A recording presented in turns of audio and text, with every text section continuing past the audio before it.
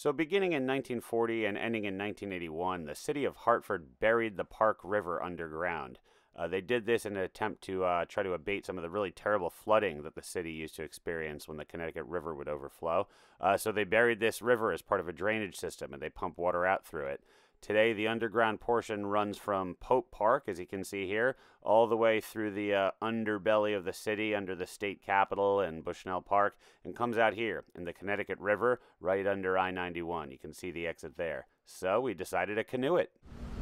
What's up, camera? Everybody say hi. No. This is where we're putting into the Park River. Okay.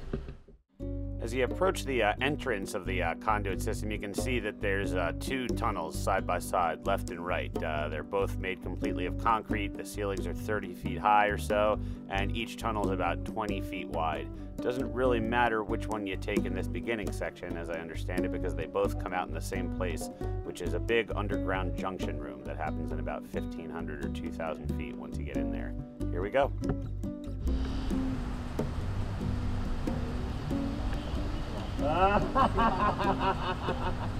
Yes. Now first, when you get in, there is some ambient light, and it lasts probably for a few minutes as you paddle into the tunnel. But then as you keep going, as you can see as I lapse through these videos here, it just starts getting darker and darker and darker the further in you get. And while there's quite a bit of graffiti in the beginning section here, it kind of starts to die off once you get a little bit in away from the sunlight, like right here. And here we are a few minutes into the paddle, pretty much passing the last section of visible light that we're going to see from the outside world until we get back to the other side. You can see how black it gets as soon as that is gone. Definitely don't want to do this when the water's too high or moving too quickly, because for one thing, you might not be able to get out at the end. If the overpass where you come out is too close to the surface of the Connecticut River, you kind of have a major problem. But it would have been nice if there was a little more depth to the water, because we wouldn't have had to get out and walk, and we had to do that a few times, as you can see, because the canoe is scraping.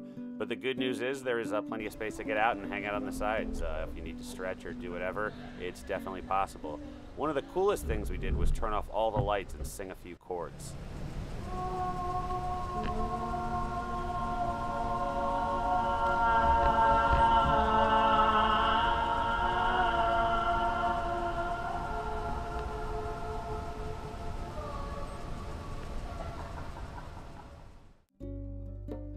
You also come across a lot of these interesting and sort of terrifying little entrances to pump rooms that must lead to structures above the surfaces. They're very scary. You would never want to enter them. Oh boy. Shall we turn right, guys?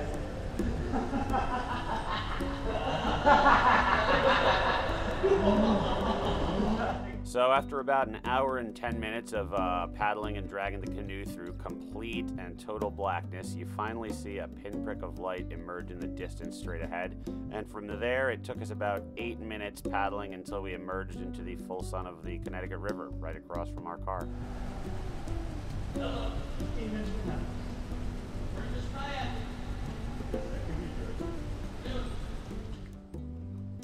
So we were a little bit apprehensive going into it, just because it's so, terrifying to think about what we were doing. But really, probably the biggest problem we had was this mud at the end when we tried to get out of our canoe and put it back on the roof. We got pretty severely stuck in the mud. George lost a flip-flop, but all in all, aside from that, it was a pretty fantastic day, underground and above.